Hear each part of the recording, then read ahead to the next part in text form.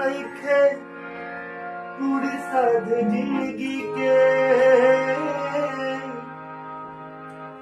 चैत के बहार छोड़ी करे तू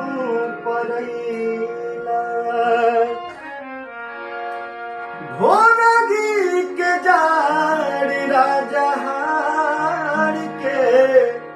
हिलावता हर नौकरी बजा के ऐसन काम करे ये चैत के बाहर में बतवा होली बिता के राजा जी चल गए पहरे कैसे दू लाइन बा भैया